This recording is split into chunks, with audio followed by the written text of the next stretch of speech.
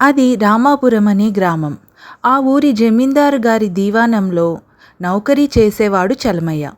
అతనికి ఒక ఆవు తప్ప వేరే ఎలాంటి ఆస్తులు ఉండేవి కావు. ఒకసారి చలమయ్య కొడుక్కి జబ్బు చేసింది. వైద్యుడికి చూపిస్తే ఆ జబ్బు నయం కావడానికి 10,000 రూపాయలు ఖర్చవుతాయని చెప్పాడు. కానీ చలమయ్య దగ్గర అంత డబ్బు లేదు. ఎంతోమందిని అప్పు అడిగాడు. కానీ ఎవ్వరూ సాయం చేయలేదు. జమీందారు గారినే అడుగుదామని అనుకున్నాడు. అయితే జమీందారు గారు తన కొడుకు పెళ్లి ఏర్పాట్లలో మునిగి మాట్లాడేందుకు అతనికి సమయం ఇవ్వలేదు. చలమయ్య మొదటి నుంచి నెమ్మదస్తుడు. ఏం చేయాలో తెలియక చాలా బాధపడుతూ ఉన్నాడు. చూస్తుండగానే జమీందారు కొడుకు పెళ్లి జరిగిపోయింది. పెళ్లిని ఎంతో ఘనంగా జరిపించారు. అతిథులంతా భోజనాలు చేసిన తర్వాత చేతులు కడుక్కోవటానికి ఓ పాత్రను ఏర్పాటు చేశారు.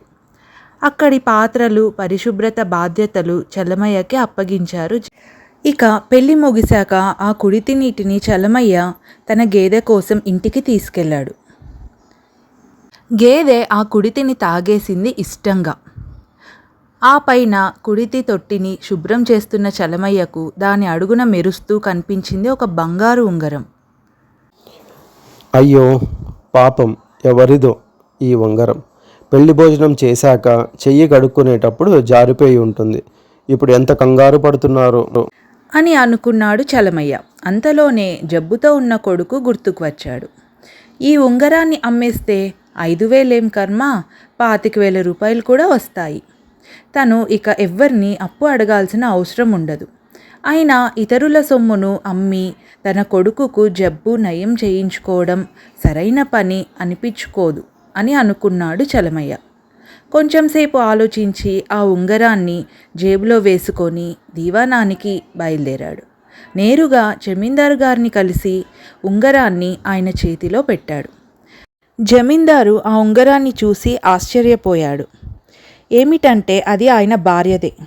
భోజనాల తర్వాత చేతులు కడుక్కుంటూ ఉండగా జారిపోయినట్టుంది.